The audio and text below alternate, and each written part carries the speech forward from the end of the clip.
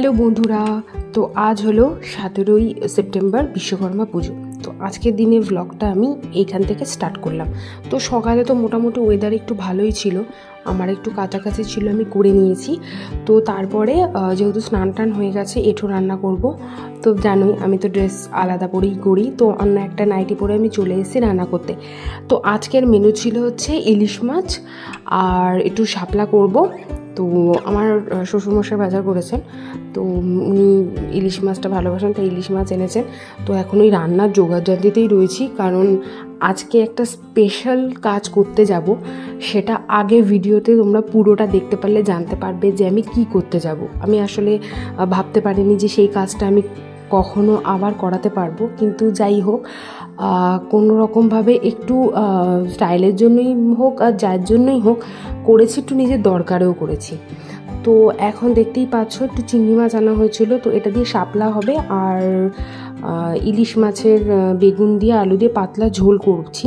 কারণ আমার শ্বশুরমশাই হচ্ছে সর্ষে পোস্ত দিয়ে না, উনি মানে একটু তামঝাম রান্না যেটাকে বলে সেটা অত পছন্দ করেন না, তো উনি এই পাতলা ঝোলটাই পছন্দ করেন। তো তার জন্যই পাতলা ঝোলটাই করা হচ্ছে। তো মাছটা দেখো খুবই ভালো, একদম মানে ভালো সাইজে, প্রায় 1.5 কিলো ওজনের মাছ ছিল। তো মাছটা খেতেও ভালো, এত ডিম হয়ে গেছিলো। এবার ডিমওয়ালা ইলিশে সাধারণত স্বাদ থাকে না, বাট এটা আমার ভালোই লাগছিলো। তো লেজাটা একটু আলাদা সেপারেটলি ভাজছিলাম, কারণ তেল সমেত লেজাটা আমি তুলবো। এটা হচ্ছে আমার মেনু, ফাইনাল মেনু দেখতেই পাচ্ছ, ইলিশ মাছের ঝোল, শাপলা, এটা মাছের আর রায়তা। তো এটা হচ্ছে আমার আজকের রান্নাবান্না। তো দুপুরে খাওয়া দাওয়া হবে, আর এইটা দিয়ে বড়া হবে, কুলেখাড়া পাতা দিয়ে বড়া হবে। তোমরা আমাকে কমেন্টে জানিও কে কে কুলেখাড়া পাতার বড়া খাও।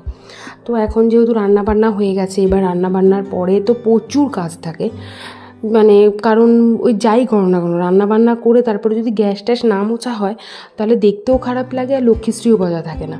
এর জন্য এই যে আমি গ্যাস ট্যাসগুলো সমস্ত সুন্দর করে এখন আমি মুছে নিচ্ছি। তারপরে গ্যাস মোছা হয়ে গেলে আরেকটা যেটা বড় কাজ, সেটা হচ্ছে রান্নাঘরটাকে মুছে ফেলা। তো আমি ফিনাইল দিয়েই মুছি, যাতে পিঁপড়ে, পোকামাকড় বা আরশোলা এগুলোর উৎপাত হাত থেকে আমি বাঁচতে পারি। ওর জন্য এগুলো তো দেখো ডেলি কারেরই কাজ, কোনোটাই স্কিপ করার মতন কাজ না। তো সবাই ভাবে রান্না বান্না ছাড়া বাড়ির মহিলারা আর কী করে, প্রচুর কাজ করে, কোনো তো মানে বসার সময়ই পাই না। আমি তো তাই মনে করি যে বসার সময় তো আমি পাই না। তারপরে তো পরন্তু ছেলে মেয়ে তো রয়েছেই, মানে এই কাজও এত কাজ। তারপরে দেখো রান্নাবান্না হওয়ার পরেও প্রচুর বাসন রয়েছে, সেগুলোকেও আবার মাজতে লাগবে। এবার বাসন মাজতে বসে ওয়েদার এত খারাপ হয়ে গেছে, তোমরা আশেপাশে দেখে বুঝতে পারছো কি না জানি না, কিন্তু তখন কিন্তু বৃষ্টি পড়ছে। দেখে হয়তো ভিডিওর মধ্যে বোঝা যাবে না, কিন্তু হালকা হালকা বৃষ্টি পড়ছিল, যার ফলে আমি বাসনটা মেজে ফেলতে পেরেছি। কারণ আমি দেখলাম যে বাসনগুলো না মাজা হয়ে গেলে আবার দুপুরে খাওয়া দাওয়ার পরে বাসন হয়ে গেলে না অনেক হয়ে যায়। এবার একবারে অতগুলো বাসন মাজতে একটু অসুবিধাও হয়। ওর জন্য ঝমঝম করে একটু হালকা পাতলা বৃষ্টি পড়লেও মানে গায়ে লাগছে না, যেহেতু ওপরে একটুখানি শেডের মতন রয়েছে, তো তার মধ্যে আমি বসে বসে বাসনপত্রগুলো রান্নার সমস্ত মেজে ফেলছি। তাতে করে অনেকটা কাজও এগিয়ে থাকবে। আর যেহেতু বললামই আমি এক জায়গায় যাব একটা কাজ করতে, তো সেই জন্য আমি সমস্ত কাজ সেরে ফেরেই রাখছি।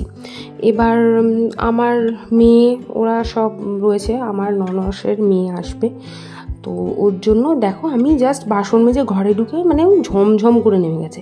আচ্ছা, এই দেখো বিরিয়ানি। এবার বিরিয়ানি কোথা থেকে এলো, আমার শ্বশুরমশাই সব এনেছিলো বিরিয়ানি। তো আমি আজ তখন আর ইলিশ মাছ খাইনি, আমি তাড়াতাড়ি করে আমি সবার আগে আজকে খেয়ে নিয়েছি। মানে আমার ছেলে মেয়েদের খাওয়ার পর আমি খেয়ে নিয়েছি, আমার হাজব্যান্ডের অপেক্ষা করিনি, কারণ ওই যে বলছি এক জায়গায় যাব। তো যাই হোক, সবাইকে খেতে দিয়ে গোছগাছ করে, বৃষ্টিটা এতক্ষণ হচ্ছিলো একটু ছ্যাঁক দিয়েছে, তো আমি ঝমঝম করে কোনোরকম একটু রেডি হয়ে বেরিয়ে যাচ্ছি আমার ডেস্টিনেশনে। তো বুঝতেই পারছো কোথায় এসছি, হ্যাঁ একটা স্যালনে এসছি বা পার্লারে এসছি। তো কী ট্রিটমেন্ট করব সেটা আমি মুখে বলবো না, তোমরা ভিডিও দেখলে আশা করি বুঝতে পারবে। দেখো আমার চুলের অবস্থাটা দেখো, মানে বিদিকিচ্ছিরি অবস্থা। তো ওই চুলের জন্যই আজকে আসা। তো হ্যাঁ, আমি চুলে আজকে একটু স্মুথনিং করাবো, ন্যানো ফ্যানো করাতে পারছি না, অত বাজেট নেই। তো ভালোই লাগে যখন এই চুলের ট্রিটমেন্টগুলো হয়, মানে করতে আসি তখন মনে হয় কি যে একটু নিজেকে একটুখানি মানে কি বলবো, একটু ম্যাডাম ফিল হয়। কিন্তু এগুলো তো মানে একটু খরচা সাপেক্ষ, সবসময় করা হয় না। তো এইবারটা করালাম কারণ প্রচণ্ড চুল পড়ছে এবং শুধু জট পেকে যায় চুলে। তো আমাকে আমার মামার মেয়ে সাজেস্ট করলো যে তুই স্মুথনিং করে নে, তাহলে দেখবি তোর অনেক এই সমস্যাটার হাত থেকে তুই রেহাই পাবি।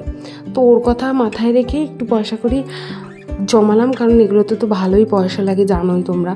তো জমিয়েই আমি করে নিচ্ছি। তো এখন যেই দিদির কাছে করতে গেছি, দিদি বলাটা ভুল হবে, আমার সেমি এজেরও, ও আমাকে করে দিচ্ছে ভালো করে সেকশন। আর আমার দেখো মুখ চলতেই লেগেছে। আসলে কি বলো তো, অনেকক্ষণের কাজ তো, একটু গল্প গুজব করে যদি না করা হয় তাহলে না বোর লাগে। তো যাই হোক, এখন তো ক্রিম লাগিয়ে বসিয়ে রেখেছে। এরপর দেখো মাথা ধোয়াতে গেছে, কিন্তু আমাদের যা স্বভাব ভিডিও করার সেটা আমরা করছি। এই সময় যে আরাম লাগে না, আমি তো মানে কয়েকবার না মানে ঘুমিয়ে পড়েছিলাম। কিন্তু এই সেগমেন্টটা না খুব বিরক্তিকর, ওই ব্লো ড্রায়ারের সেগমেন্টটা। এত গরম হাওয়া না, মানে গা ফায় মানে জ্বলতে থাকে। মানে ওয়েদার বৃষ্টির জন্য ঠান্ডা ছিল, কিন্তু এই ব্লো ড্রায়ারের জন্য অস্বাভাবিক পরিমাণে একটা অস্বস্তি লাগছিল। এবার কিছু করারও নেই, কারণ সাজতে আসবা, ফ্যাশন করবা, মাঞ্জা দেবা, আর এগুলো করবা না, তা তো হয় না।